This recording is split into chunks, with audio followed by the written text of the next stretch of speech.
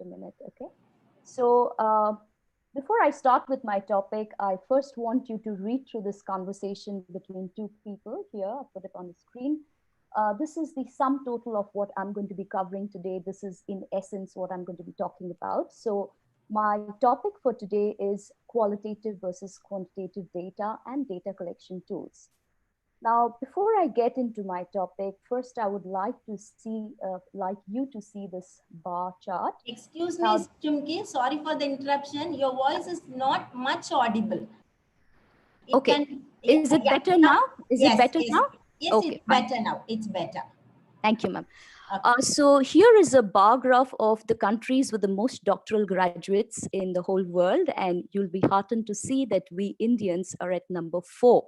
So this is a great place to start, and it is something that we really need to be proud of. So your next question will be, if we are doing so great in terms of research and doctoral thesis, then why do we need this session? Now, I would like to highlight a few problems that we Indians are facing. I'll start with the first problem, that we need to wake up to the lack of good Scopus index journals in our country. Most of the research papers that we are sending are to predatory journals who are charging us maybe something between 2,000 rupees to 4,000 rupees to publish our paper. Now, we need to take things into our hand, and we need to, first of all, start our own journals which are acceptable worldwide and which will not charge us money to publish good work. Next thing is, we are doing great in terms of the quantity of research we are producing. However, the quality is still a little bit shaky because most of the research that we are doing is based on theory. So theoretical research does not go a long way in proving a claim. So now is the time to move away from being producers of theoretical research and start becoming originators of empirical research. Now, when you're looking into empirical research, the first benefit is that if it's a good, strong study, then any journal in the world will accept it. And once you publish your research in a good journal, in a Scopus Index journal, then the whole world can benefit from your research. Next is, when we're talking about research, we need to focus this research on the specific needs of our country. You know, it does not make sense to regurgitate theories written in other countries or maybe more developed countries like the West, because what works for others might not work for us as Indians, because today morning itself, I was checking out and the current population of India stands at 1.38 billion. And the teacher to student ratio in our country is 1:60. So the kind of problems that we as educators are facing in our country due to maybe poor infrastructure, maybe not good classrooms, you know, is again very specific to our country. So the research that we need to do needs to focus on our needs, the current needs. So having said that, I'm going to talk about what are the topics I'm going to be covering today. First, I'll be looking at how to frame a basic hypothesis. Now, in one of my previous webinars, I spoke at great length on how to frame a basic hypothesis. But I also understand that maybe not all of them would have seen that webinar. So I feel it is important that first I create a basic background and then I jump into the topic for today, which is how to differentiate between qualitative and quantitative data. Now, most of us are collecting qualitative and quantitative data. Excuse me, sorry for the interruption. Again, your voice is going down. Okay, is it better now? Yes, it's better. If you come a bit near to your system, it will be okay, I think. Okay. Thank you, ma'am. Thank you, ma'am. Yes. Okay.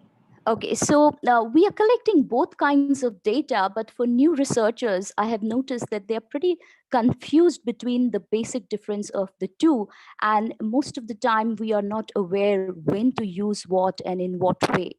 So the next thing I'm going to talk about is how to use qualitative data to refine a basic hypothesis. We are collecting a lot of qualitative data, but we are not putting it to good use. I'm going to show you how you can use your qualitative data to make a very strong hypothesis. Next, I'm going to talk about the different tools that we are going to use to collect qualitative and quantitative data. And for empirical research, the amount of quantitative data requirement is a lot more. So today, I plan to focus more specifically on quantitative data collection tools. And in this case, I want to focus on how to frame a good questionnaire. Because post-COVID, every one of us, we are stuck inside the house. So for us to go and interact with people, get data is very difficult. So one of the only ways for us left to collect data is through a good questionnaire. So I feel this is the need of the hour, and I will explain it at great length. Next, I'm going to talk about how to frame a basic hypothesis. Now, at the heart of every research is a question. If you have a good question and if you have the desire to find the answer to the question, you're already halfway to becoming a good researcher. So when I started thinking about what question I want to use as a sample throughout today's webinar, the one thought that struck me is that after COVID, all of us have been forced to teach online. So all of us are worried about how effective online teaching is. So the question I ask as a sample is online teaching as effective as face-to-face teaching? Now this is step one. Step two is you need to frame an answer to the question. So with my past experience, I've been teaching for almost 2-3 months online every day almost. From my experience, I feel I don't think online teaching is as effective as face to face teaching. Now, this is my personal experience, but when I make a claim that it is not as effective as face to face teaching, I'm also duty bound to give reasons for my claims. So the step three is that you need to identify reasons why I think it is not effective. So when I started thinking about it, the first thought that struck me is that online teaching is not effective because there is very less interaction between me and my students. This is one of the main problems that I'm facing. But on deeper thought, I felt that there might be additional problems other teachers are facing. So let me look at the second cause that I could identify. Poor infrastructure may add to the problem. 70% of India's population is in the rural areas.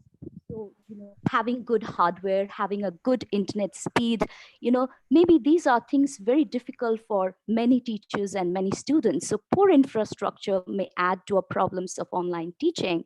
And the third thing which I felt was that many of us had to learn a lot of new softwares, first learn it, get comfortable with it, and then only we could get the courage to start teaching online. So maybe low computer competency may be another reason why online teaching is difficult for all of us. Now, these are the three reasons that I could identify. You as a researcher might be looking at other additional problems that you can identify, but I'll be using these three reasons to go ahead and show how we work on a hypothesis. Now, the next thing I'm going to talk about is the common mistakes that we make while framing a hypothesis. And how I struck upon it is after my previous webinar on empirical research, a lot of research students got in touch with me and they wanted me to review their initial hypothesis. So when I was going through the hypothesis, the one thing that I noticed common in almost all of them is that they are very confident about what they want to prove. They're clear about what they want to prove, but what they are not able to identify very well is the cause, the reason behind their claim. So I want to take an example of COVID. Now, COVID, many of us think that due to COVID, online teaching is a problem. But let me tell you that COVID is not the problem. COVID is just the background or the context. COVID forced us to go online, but it is not what makes online teaching difficult. So, if someone, a new researcher, is tempted to frame a hypothesis that says, due to COVID, online teaching is not as effective as face to face teaching, then we are forced to question this hypothesis. What if after 6 months we get rid of the COVID problem? Will it make online teaching more easy? So I don't think so. The answer is really COVID because the problem is not caused by COVID. So here I'm forced to say that this hypothesis is not a correct hypothesis because COVID is not the cause. I have gone ahead and framed another hypothesis. Let me see how it reads. Due to less interaction Online teaching is not as effective as face-to-face teaching. Here I have circled the word less interaction because this is one of the causes. And online teaching is not as effective as face-to-face teaching is the effect that we want to prove, or it is the claim that we want to prove through our research. Additionally, I can also say that due to poor infrastructure, online teaching is not as effective as face-to-face teaching. Or I can also say that due to poor computer proficiency, both amongst the teachers and students, online teaching is not effective as face-to-face teaching. Now, this is what I call a correct hypothesis. First, because it identifies the cause correctly, and it also mentions the effect. Now, a good hypothesis is one, at least a basic hypothesis is one, where you can clearly see the cause and you can clearly see the effect. Okay, having said that, I'm now going to move to today's topic where I really want to focus on is qualitative versus quantitative data. Now, both of these words start with the letter Q. Both of these are data, so it is pretty understandable if there is a confusion in the mind of new researchers. So let me take the example of my laptop. Now, I can talk about my laptop in a qualitative way, but I can also talk about my laptop in a quantitative way. I'll start talking about my laptop in a qualitative way. So, towards that, I can say that my laptop is very fast. I can also say that my laptop is very expensive because, with a poor teacher's salary, I really had to shell out a lot of money to buy my laptop. Now, when I'm describing my laptop in a qualitative way, please note that I'm using words to describe. Next thing is that how I'm describing my laptop is subjective. That means to me, it can be very fast or it can be very expensive.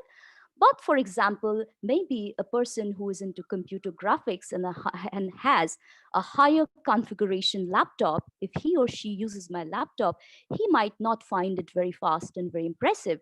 Similarly, somebody who earns a lot more than me might not find it as expensive as I do. So the opinion about my laptop will change from person to person, and hence, qualitative data is subjective.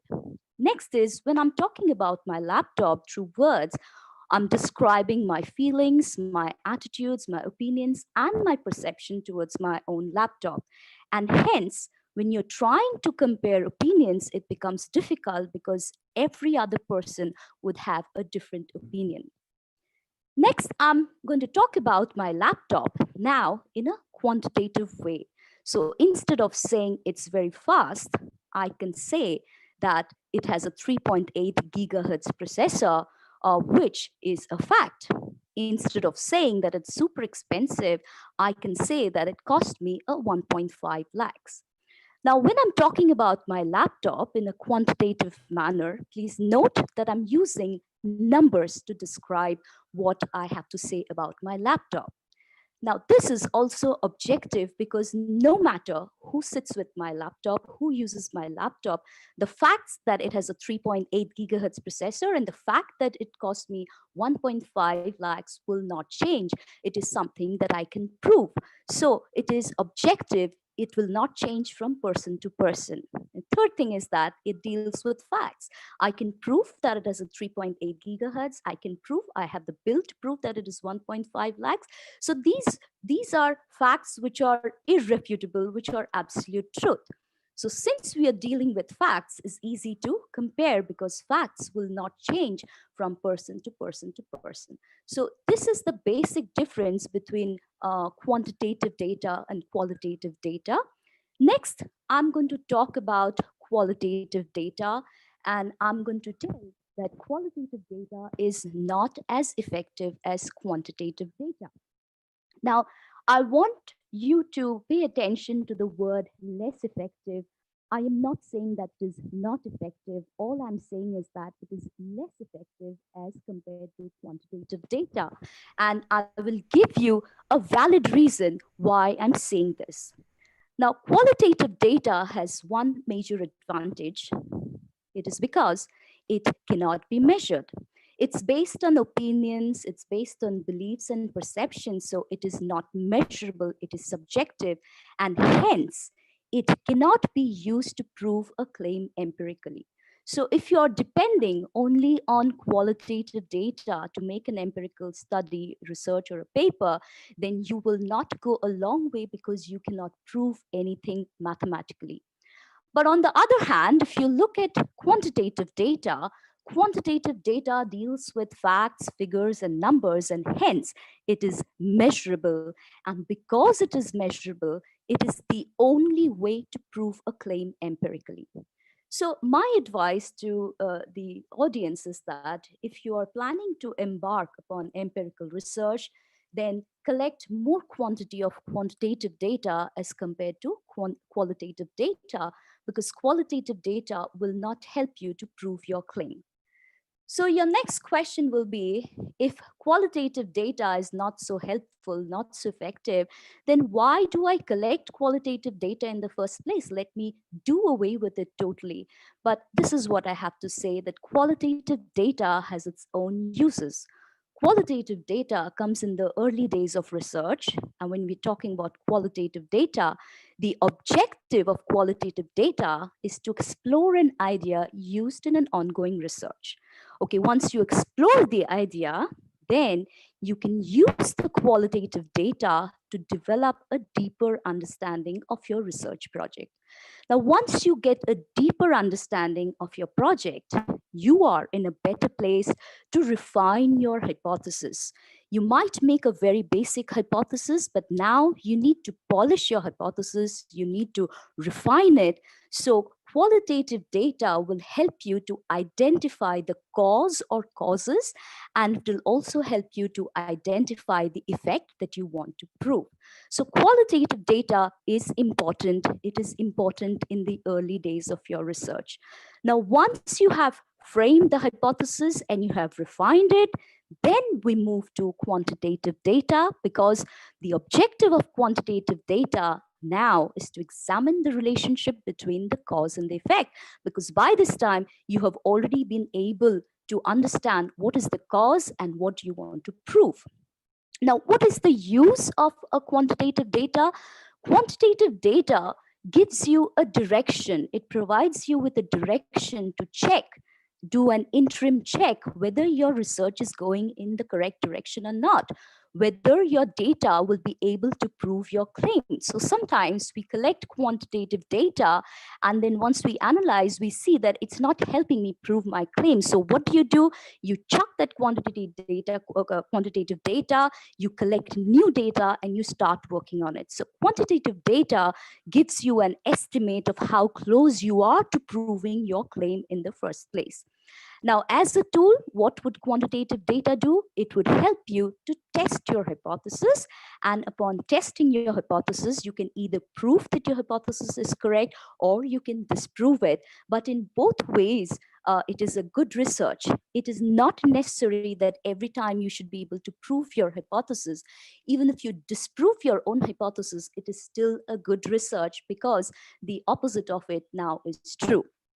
Next, I'll be going to when do you use qualitative and quantitative data, how much of each should you collect, and how do you present it in a paper while writing your paper. So first, I want to mention that you start out with qualitative data and then you make a move to quantitative data.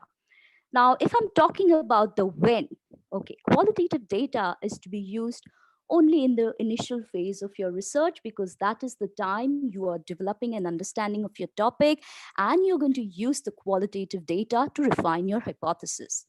Now, once you have refined your hypothesis, then comes the picture, the quantitative data comes into the picture, and this is to be used immediately after you collect your qualitative data. So I have spoken about the when. Next, I'm talking about how much qualitative data should you collect and how much quantitative data should you collect. Now, as I mentioned before, qualitative data will not help you prove a claim. It can only give you a deeper understanding. So I personally believe that the quantity of qualitative data should be restricted to 10 to 20%. Now, don't take this as the gospel truth. This is what I do for my research papers, but it can vary anything between 10 to 40% depending on the research design that you have in mind. However, what you need to keep in mind is that the quantity of quantitative data should be more than your qualitative data. And in this case, I would suggest that you collect at least 80 to 90% of the total data in the form of quantitative data. Now, I also want to point out a fact here that the more quantitative data you collect, the more valid and reliable your research is. Let me give you an example. Suppose you want to test the English proficiency of your students. So, towards this, you conduct a test and you take the results of the test and you analyze it statistically. Now, it is very much possible that maybe 5 students on that particular day, they are not feeling well, so they have not scored well in the test. So, if you base your research on one instance of performance, then you are doing an injustice. So, you should be taking at least 2, 3 different tests, which increases the quantitative data you've collected, and then you go and analyzing it because we are dependent on the law of the average in terms of any kind of statistical analysis or data collection. Next, I'm going to talk about that once you have finished your research, everything is placed. Now the time has come for you to write your research paper. So when you write your research paper, you should put your qualitative data in the form of words, in the form of a summary in your paper, whatever you found in your data analysis. But when you're talking about quantitative data, you should be presenting it in the paper in the form of graphs or in the form of mathematical or statistical calculations. So I hope that makes it clear about when, how much, and how to use these two kinds of data in your research paper. Next, I'm going to talk about, how to use qualitative data in the initial days of research. Okay. Now, you start by using qualitative data. Now, qualitative data can be collected in 3 ways. One is through an interview, the other one is through group discussions, and the third one is through observation. For my purpose today, as an example, I have taken structured interview. Now, structured interview as compared to an unstructured interview is a lot more focused. So for you to summarize your findings will become a lot easier. So I want to share an example of a structured interview that I framed, and I used this interview questions not only to talk to teachers, but I also used this for my students too. So let me just read out the 4 questions that I included in my interview. Are you happy with online teaching? Second question, what is good about online teaching? Third question, what is difficult about online teaching? And the last question, I wanted a very clear cut answer. I asked, what would you choose, online teaching or face to face teaching?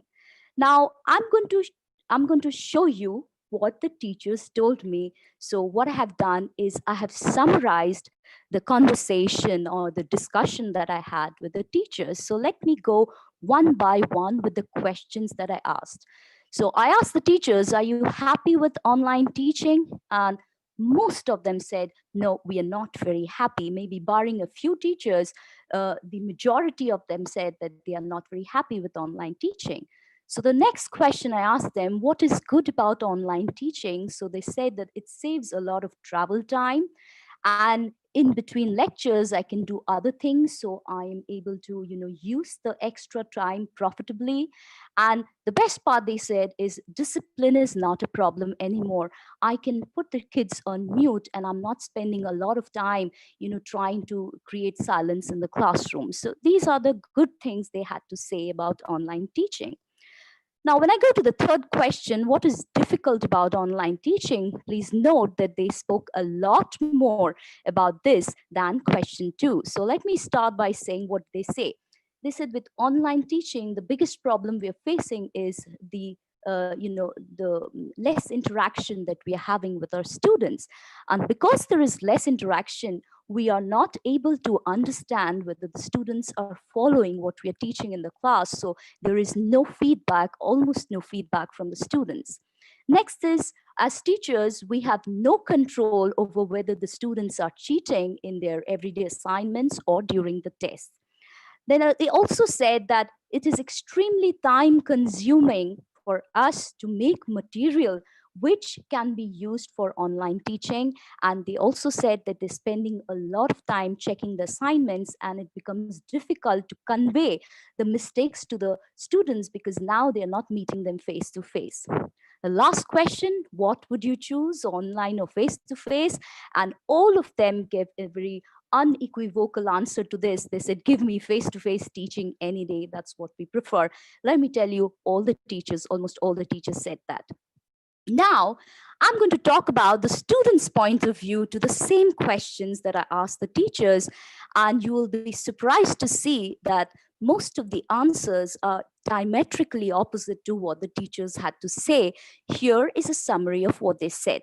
Are you happy with online teaching? Almost 100% of them said yes, they are very happy with online teaching. So the next question, obvious question, is what is so good about online teaching? And they said, ma'am, it saves travel time. Okay, and with that time, I can do a lot of other things.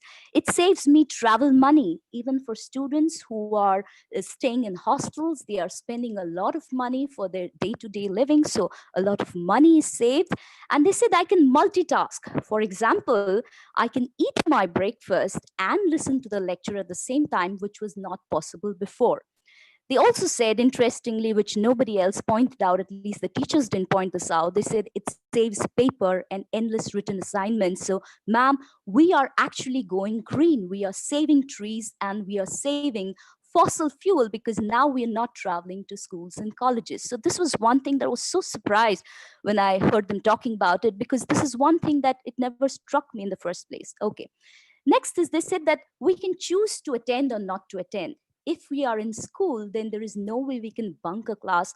But at home, if I feel like attending, I attend. If I don't feel like attending, so there's a lot of freedom. And the next thing they said is that sometimes if we are sick, and we are not able to attend a lecture, the possibility of, reviewing the material that the teacher has uploaded or the slides is there. So I can refer to it as and when I wish.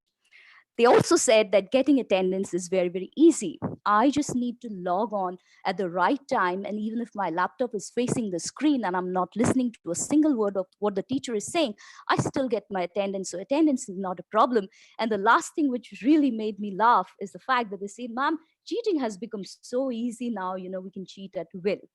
Very honest students, but this is what we want in order to understand the entire problem. Next, I asked them what is difficult about online teaching, and I would like to draw attention to the fact that as compared to the teachers who have said a lot about the difficulties, the students mentioned only a few of them. First, they said that there are no practicals, so any subject that requires hands-on practice in those subjects we are suffering. Next is, they said clearing our doubts has become very, very difficult because it's not easy to get to the teacher. And they also mentioned at times, due to poor internet connectivity, we are unable to attend lectures. Now, the last question, what would you choose, online or face-to-face teaching? And guess what all of them said? They said online, of course. Now, you see, it is only because of the qualitative data that I collected. Now, I have a better understanding of the whole concept of online teaching. So now in the next slide, what I'm going to do is I'm going to show you how I use this knowledge that I collected to refine my initial hypothesis that I showed in the first 1 or 2 slides. So let me talk from the teacher's point of view. From the teacher's point of view, I can frame a hypothesis which says, due to less interaction, online teaching is not as effective as face-to-face teaching. Please note that I've underlined the words less interaction. This is the cause. Now, when I frame a hypothesis like this is known as a generic hypothesis because this is applicable to all teachers, not just Indian teachers, but teachers from all across the world. But if I want to refine my hypothesis more, if I want to really do a more effective study, then I can make another hypothesis which will read like, due to less computer proficiency, the older generation of teachers feel online teaching is more difficult than face to face teaching. Now, look here, I have not only identified the cause, but I've also added the extraneous factor. I have added the demographic factor. I'm not just talking about all teachers in general, I have funneled down to older generation teachers. So, this is known as a more focused hypothesis. Now, these two hypotheses that I made, it is from the teacher's point of view. We should not forget that the students are on the other side of the spectrum. So let us see a hypothesis from the student's point of view. The first hypothesis is, due to overall convenience, online teaching is more attractive than face to face teaching. And how could I come to a conclusion like that? It is because I asked them questions, I collected qualitative data.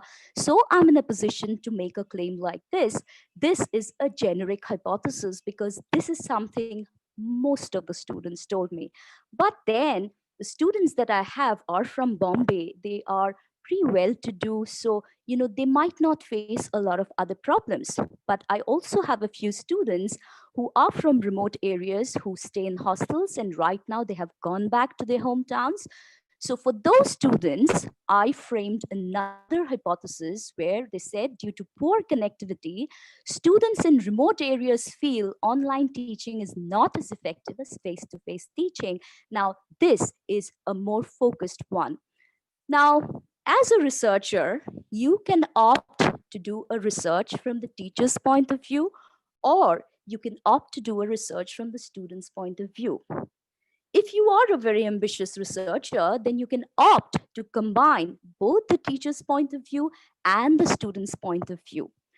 Now, if you are a fresh researcher, a new one, a novice at this, then I would suggest that you should go for a more generic hypothesis. But if you really want to make a difference and if you really want to pinpoint and fine tune your findings, then you should go for a more specific and focused hypothesis. Now, I hope I've been able to clarify when and how to use qualitative data. Next, I'm going to talk about the different data collection tools that we have. Now, I'm going to talk about quantitative data tools first because, as I mentioned quite a few times, for an empirical research, you really need to depend more on quantitative data. So knowing your quantitative data tools is very, very essential. So I have put it as a top priority and I have put it first. So in terms of quantitative data tools, you have the standardized test. A good example of a standardized test is you can test the proficiency of a student by giving them a test and then comparing the results, the scores. That will give you very good statistical findings. Alternatively, if you want to do something else, you can use questionnaires, and you can also depend on a rating scale combined with a questionnaire to collect good quantitative data. Next, I'm going to move to qualitative data tools. I have already shown you an example of interviews. I used a structured interview to collect my qualitative data.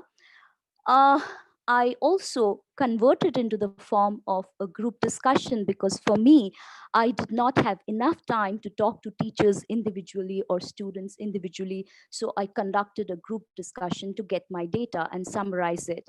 The last way of getting qualitative data is through observations. Now, observations are very time consuming. If you're planning to produce a research paper in 2 or 3 months, then you should forget about observations because you will not have enough time to record the data and then use it for your paper. So I would suggest that you stick to interviews and more specifically structured interviews in the form of group discussions. Now, I will not go into great detail about these tools because in the previous webinar that I've conducted, I have already gone into great detail. So anybody who wants to know more about this, you can please visit my YouTube channel and you will find the slides there. For today's purpose, what I want to focus on is on the questionnaire, and I also want to focus on the rating scale, and I want to show how these two can be fused together. Now, the reason I'm focusing on the questionnaire is because the time is very different. It's a very challenging and difficult time for all of us. We are not able to go out. We are not able to physically meet people. So things like observations, conducting interviews becomes very cumbersome. So now we are forced to use the questionnaire and the rating scale more than ever before. Now, when I'm talking about the questionnaire, first I would like to show you, how to frame a good questionnaire. Now, there are two types of questions that you can possibly include in a questionnaire. The first one is the open-ended question. Now, and the second one is the close-ended question. I'll first take up the open-ended question. I have put up an example here of open-ended question. I have asked a question, what is your favorite subject? And note that I have put a blank beneath it, which means that the person who is going to answer is free to put whatever they want. So the best part about open-ended question is that it exerts no influence on the answer, of the respondent. The respondent is free to answer anything. Now, this is the good part of open-ended question, but open-ended questions are inherent with a lot of problems. The problem is that it's difficult to analyze data collected through open-ended questions. For example, I asked this to 100 of my students, 100 students, and it is possible they might mention 100 different subjects. So how do I analyze and how do I summarize these findings? So this is the difficulty that open-ended questions provide us. And the next thing is that it is more time consuming for a respondent. Now, if I ask you, what is your favorite subject? You possibly have to think for, 10 seconds, 20 seconds to decide and then give your best choice as an answer. So imagine if you're spending around 30 seconds for one answer, if you have to fill up a questionnaire which has, say, around 12 to 15 questions, it will take you a long, long time to write down your answers. So what possibly can happen is that you might get totally bored of answering too many open-ended questions and you might just not fill up the questionnaire. In that case, the researcher will not get his or her data. On the other hand, if I'm talking about close-ended question, I've given an example here. What is your favorite subject? Now I've given options A, B, C, D. And just to be on the safe side that I don't miss out any subject, I've also included a category as others. Now, what is good about open-ended question is that the answer is definitive. I know that people will answer within these fixed choices. So for me, it becomes easy to analyze. How do I analyze? I just do a frequency check. How many people have answered for physics? How many people have answered for maths? And the higher the number, I can go ahead and easily say that out of 100 students I have, English is their favorite subject. Next is it is less time consuming for respondents because they don't have to think too much. The options are already presented to them. They can quickly run through an entire questionnaire of maybe 10 or 15 questions within a minute or two. So the probability of people responding to a close-ended questionnaire is much higher as compared to a questionnaire which has a lot of open-ended questions. But there is a drawback to close-ended question. The drawback is that the answer choices are restricted for the respondent. That means I am providing the answers and they are forced to choose within that answer. Even though I try to include the others category, but still the possibility of me missing out something is there. But if you compare close-ended questions with open-ended question, you will see that open-ended questions have a lot more drawbacks as compared to close-ended question. So my suggestion is for a questionnaire, do not use open-ended questions. Do not go for open-ended questions. Open-ended questions are good for an interview. They are good for collecting qualitative data. So do not, absolutely do not try and include open-ended questions in your questionnaire where you're planning to collect quantitative data.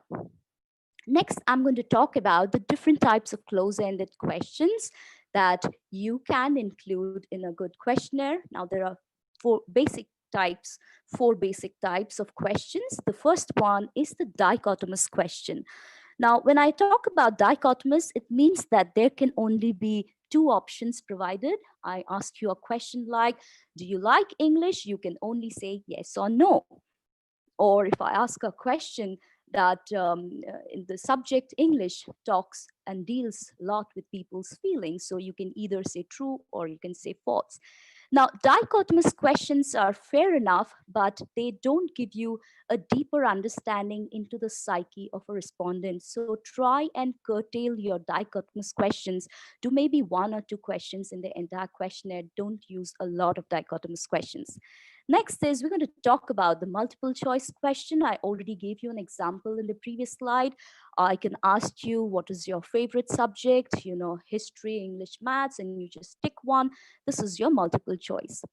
Next, I'm going to talk about the ranking. Now, you have said that you like, English at number one, but I also want to know about the other subjects. So when you say I like English at number one, I like history at number two, and I like maths at number three, what you're doing basically is you're ranking your answers. And the last one is the rating. Now, I know that English is your favorite, but I do not know to what extent you like English. So, if I want to know the degree of your liking for English, I have to give you a rating question where I ask you to rate your liking for English from 0 to 5. And maybe if you might mark 5, I understand that you're absolutely crazy about the English language. Now, next, I'm going to talk about the Likert scale. Now, the Likert scale is nothing but a tool. Now, this tool is very useful for researchers because it allows you to convert people's opinions into numbers. It allows you to convert words into numbers, and that is the beauty of the Likert scale. Now, when you're talking about the Likert scale, it comes in two forms. One is the word-based Likert scale, and the second one is the point-based Likert scale. Now, when I'm talking about the word-based Likert scale, it would look something like this.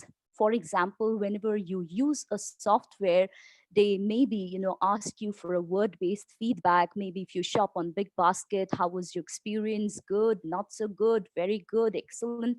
So this is an example of a word-based Likert scale. On the other hand, you have the point-based Likert scale where they don't want words from you. They want you to rate in terms of numbers. Now, I would suggest that do not use word-based Likert scale because the point is lost if you're converting words back to words. What is the point of collecting opinion again into form of another sort of opinion? So the very purpose of the Likert scale is lost. So do not go for a word-based Likert scale. Always stick to a point-based Likert scale. Now, it is possible to analyze the word-based Likert scale statistically, but it's a very, very complicated calculation. Whereas if it's a point-based Likert scale, the calculation is very simple. Anybody can do it. So now that I've spoken about, what are the different types of questions and the Likert scale, I'm going to show you how you can make a good questionnaire using MCQs, how you can make a better questionnaire, and what is the best type of questionnaire with examples. Now, option one, I have said, if you want to collect rich data, you can use multiple choice. Now, better than just a multiple choice is a combination of multiple choice and ranking question where you fuse ranking with multiple choice, but the best option, according to me, is multiple choice plus rating. Now, I will give you examples to show you why I'm making this claim in the first place. Now, a simple MCQ is good, I said. Okay, now let's see an example. If I allow a single choice, if I allow people to mark a single answer, for example, which is your favorite subject, and someone clicks on English, there is no problem. So all you need to do is do a frequency check, and maybe out of 100 students, you can easily tell that history maybe is the most popular subject or English is the popular subject, depending on the number of hits you've got. But what if I have more than one subject which is my favorite? What if I like two subjects and both of them are my favorite? In that case, if you allow your respondent to click on more than one option, then what happens is it will look like this. Which are your favorite subjects? And I click both on history and English. Now, you've got some answer, but do you know whether I like history more than English?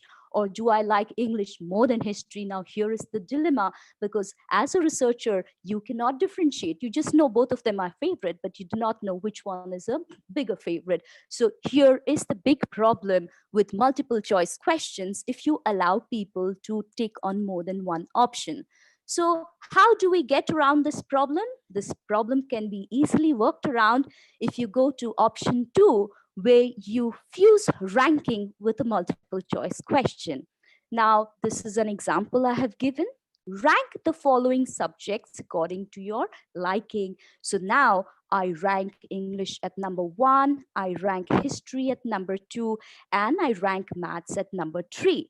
Now, this is much more richer data because in the previous question, you just know my favorite. Here, you don't know my favorite, and you also know my second favorite and my third favorite. So this is better data. But there is something that is even better than this, is the third option where I'm fusing rating with multiple choice. Now, if you allow for more than one choice, the best data is collected through MCQ, that is a rating one. And here is an example for you. Rate the following subjects according to your liking. So I say that I like English on a scale of 0 to 5 at 5. I like history at 3, and I like maths at number 1. So look at it. The previous question is already, the answer to the previous question is subsumed in this. From this, I can easily say that English is my first favorite, history is my second favorite, and maths is my second favorite. But additionally, I can also say to what extent I like history, to what extent I like English, and to what extent I like maths. So this is the richest possible data that you can collect through a multiple choice question and a rating question. So I would like you, while framing your questionnaire, to pay attention to these things. Try and avoid open-ended questions, avoid altogether. Next, do not go for dichotomous questions too much. And if you're using multiple choice, then please fuse rating along with multiple choice. Next, I'm going to talk about the initial mistakes that new researchers do while framing a questionnaire. So here is, 3 examples I've put on a scale of 0 to 5. How much time do you spend making online material? On a scale of 1 to 5, how difficult it is for you to use online softwares? On a scale of 1 to 5, how difficult do you find to check whether students understand what you're teaching or not? Now, these 3 questions I'm using as a sample, and I want to point out 2 mistakes in this. This is the first mistake, and this is the second mistake that new researchers do while framing a questionnaire. Now, what is the first mistake? The first mistake is to say that your Likert scale starts from 1. A Likert scale does not start from 1. A Likert scale starts from 0, because if you mark 1, it means already 20% of the entire thing. So what if I don't like something? Should I mark it 1? No, there should be an option 0, which is equal to 0. If I mark 1, it already means 20% liking or 20% agreement. So never ever start your Likert scale from 1. It always starts from 0. Next thing is, I have seen new researchers making arbitrary Likert scale. For example, they'll say on a scale of 0 to 7. Why 7? On a scale of 0 to 6, do not make arbitrary scales. A Likert scale should either be in 5 or multiples of 5. So you can have 0 to 5 or 0 to 10. But for respondents, it's easier to analyze between 0 to 5. So please stick to 0 to 5. Next thing is that don't keep repeating the question stem again and again. How boring is it for a person who's going to answer to read the same thing on a scale of 1 to 5, on a scale of 1 to 5, on a scale of 1 to 5. So do not repeat the question stem again and again. So how to avoid these mistakes, I'm going to show you in the next slide. Here I have prepared a question matrix. It is very much possible to make a matrix in Google form. Now, what is a matrix? It has columns and it has rows. And here I have used the question stem only once. So the person who has to answer will not have to read the question again and again and waste time. So how did I frame the question stem? Keeping in mind the context of online teaching, rate the following statements. And I've also given directions underneath. Once and for all, rate on a scale of 0 to 5, where 0 is the least and 5 is the maximum agreement. So after I have read the question stem, now I'm ready. I understand what I have to do. I just need to read either the statements or the questions, and I just can mark on a scale of 0 to 5. It takes me a lot of time to prepare online material. As a teacher, I marked it as 5 because I'm spending simply hours on end making endless slides.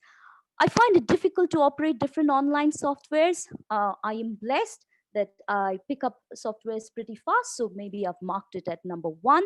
I find it difficult to gauge if the students are following online lessons. Absolutely. No matter how many times I ask them for feedback, they're pretty reluctant, so I marked it as five. I'm unable to keep a check on the attentiveness of the students. Absolutely, I mark it at five because there's no way I can cross check whether they are even paying attention to me. Next is I'm unable to stop the students from cheating during the test. I have marked it at two, though I have started using a lot of tricks, but still, I cannot ensure that the students are not cheating. I'm keeping quizzes that are timed, but still, I know that they're cheating. Next is grading students' assignments online is very difficult. Yes, I'm finding it difficult. I put it at number two. I face poor internet problems and hence unable to take lectures. Luckily, in the last 2 or 3 months, I have not had internet issues, so I marked it as zero.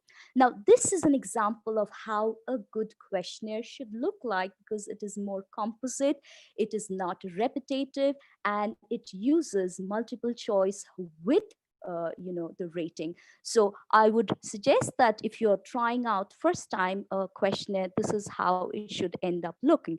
It will take you, of course, some time to refine it and come down. You might take 2 or 3 drafts to come to something like this. Next, I'm going to talk about some additional data that you should include in the top of your questionnaire. Now, these additional data should not be something like your name. The name of the person who's going to be a part of your survey is of no importance to you. So do not ask for name, phone number, email IDs. It's of no good to use. What you, in fact, should be asking about is demographic information. Now, what do I mean by demographic information? I have given you 4 samples here. You can ask the age of the respondent, you can ask the gender, you can ask the education, and the family monthly income. I'll go over each one of them one by one. When you're talking about age, please notice that I have given intervals which have an equal gap. That means there is a gap of 9 years in every interval. So the gap should be same. It cannot be that in one you have 5 years gap, in the next one you have like 11 years gap, and in the third option you have 12 years gap. It should be consistent throughout. Here I have kept it consistent to 9 years. Next is there should not be any overlap between the options. I have seen a lot of people, they write options like 20 to 30 years, and in the next option they start from 30 again, 30 to 40. So what happens, the 30 is there in the first option and 30 is there in the second option too. So that becomes very confusing for respondents, and your data will get completely messed up. So make sure that there is no overlap and make sure there is equal interval. Next, I'm going to talk about the gender. There's nothing much to talk about. Now, since this questionnaire, I'm planning to circulate only amongst teachers because I want to do my research from the teacher's point of view. I have kept only options of undergraduate, postgraduate, and doctorate because it is pretty much understood that anybody who's a teacher would at least, be an undergrad student. Next, I'm going to talk about family monthly income. You might be, hesitant to ask somebody's income, but this is very, very important because based on your monthly income, you would choose in a certain city. Based on your monthly income, you would have certain kind of hardware, for example, a good laptop or not such a good laptop. The kind of, Wi-Fi that you have, you might have a yearly subscription or you might have a data pack. Everything is again dependent on how much we earn. So family income is also important. And I have mentioned the word monthly. Do not go asking for the yearly income because then it becomes very difficult for people to actually, comprehend such a large amount. Make it to something small which can easily be understood and people can easily answer you. So now that you have collected demographic data, your next question will be, why should I collect it? When will I ever use this data? So I'm going to show you a graph to demonstrate to you how your demographic data will make your study stronger. Now, I'm going to use a dichotomous question here just as an example. So I'm going to ask the teachers, how are you in your computer skills? And I've given them option A and B, comfortable or I'm still learning. So here I'm going to take, for example, 100 teachers in my survey. And once I get their answer to the question, I convert it into a graph. Now, when I convert it into a graph, you will see that the darker one, which is copper in color, 60% of the teachers, that means 60 of the 100 teachers have said that they're still learning. That means they are not very, very comfortable with computers. But 40% of the teachers have said that they are comfortable with, online softwares, their computer skills. So we really don't need to bother about the 40 teachers who are good at computers. We need to worry about the 60 teachers who are still struggling. So now my next thing is I want to know that the 60 teachers, how old are they? So I use the age information that I've collected and I use it as a filter. And once I use it as a filter on the 60 people, this is the graph that I get. Now you will note that only 5% of these 60 people are in the age group of 20 to 29, and only 10% of these people, the 60 teachers, belong to the 30 to 39 age group. So what it simply means is that 85% of the teachers who are not comfortable with the computer belong to an age group which is over 40. So then I get a deeper understanding of my data and I can come to an inference that teachers over 40 are finding online teaching more of a challenge due to low computer competency. So now this inference, I can tie it back to my focused hypothesis where I said due to low computer proficiency, the older generation of teachers think that online teaching is not as effective as face-to-face teaching. So this is how you go about framing a questionnaire. This is how you collect data, and this is how you analyze. That is pretty much all I have to share from my side. I have prepared a quiz on the entire content of what I have covered today. I would ask the technical team, please, ma'am, post it onto the YouTube chat. And I also request the respondents to do this questionnaire now, because once the live streaming is over, the link will be lost and you will not be able to access it. So I'll wait for 3 minutes. That's about the kind of time that you will need to complete this quiz. Fill up this quiz and it will be kind of a self-assessment for you to understand how far you agree with me or how far you followed the webinar. So yes. Can I post the quiz? Yes, ma'am, please.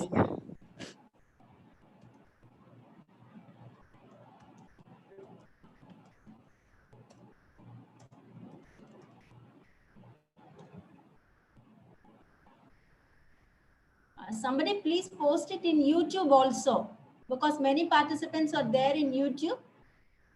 Technical team, please do that.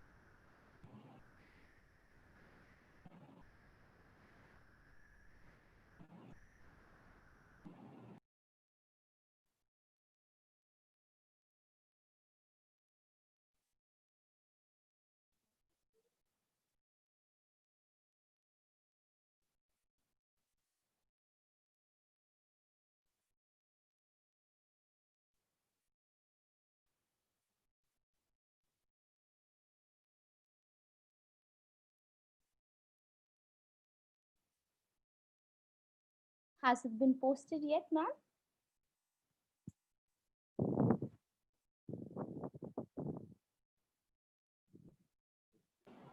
I think they are filling in.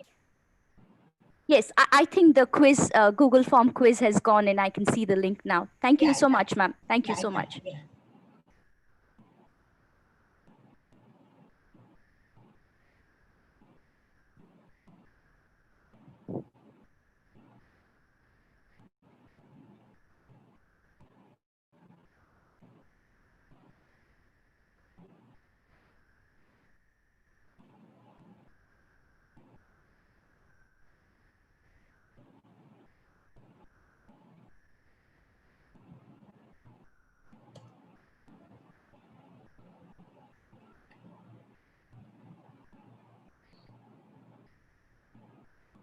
One of you, please post it again in YouTube. Ma'am, posted, ma'am. Posted? Yes, Okay, ma'am. because Yeah, some people are asking for it again in YouTube. just post it a second time, ma'am, for good measure. Okay, okay. Since people are asking, let's just do Yeah, it. people are asking there. Right, right, right.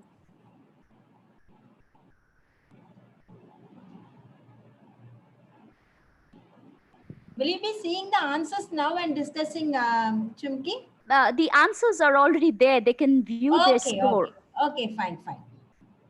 The moment they submit, they can view the score, and then the Oh, right answers are also displayed for them. fine. Oh, oh, points you have given. Yes, yes, 8 questions. yes, ma'am.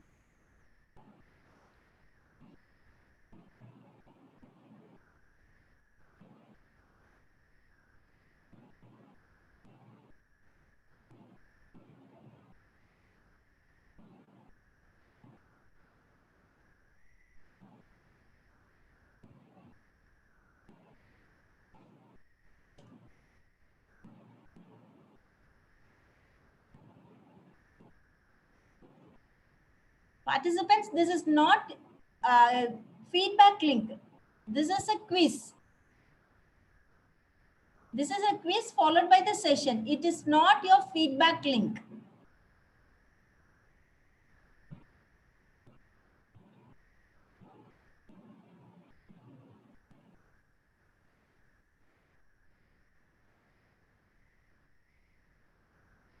Are you getting answers, Dr. Chimki? Not yet. I think they're going to take about 2 or 3 minutes to Okay, okay. run through the quiz. So I'm just Fine, fine. waiting, Okay. We'll because wait. for We'll most wait. sessions, they generally share, their results. At least some of them, the very motivated ones, they do share. Okay. Because I'm afraid that they should not mistake this for a feedback link. Like, no.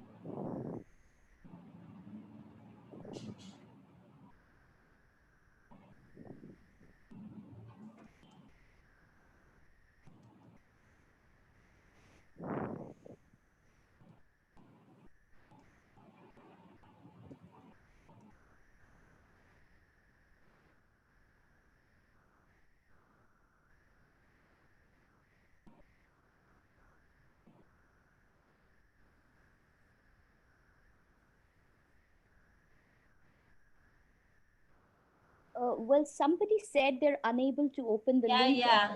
Sharmila ma'am, can you check? Can you just Yes, yes, but it opens for me. let me also check. It Tangaselvam, can you please post it again in YouTube? Okay, ma'am. Yeah.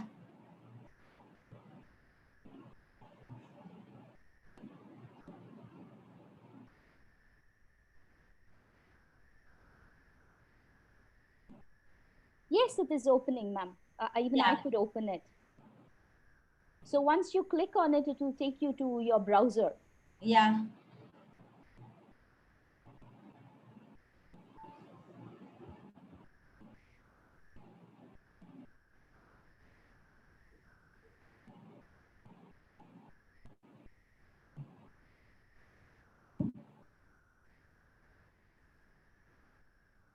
Oh, cool. I got my first reply from Siddhant Pandey, sir. He's got a 175. That's a good score out of 200. Fantastic.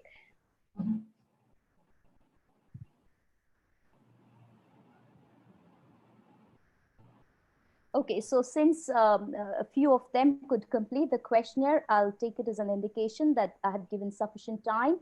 So I'll go to my last slide, and I have an ardent request to all my viewers. If you have any questions which I may not be able to answer today, please write back to me on WhatsApp. Please message me first and then maybe call me, because at times I miss my calls.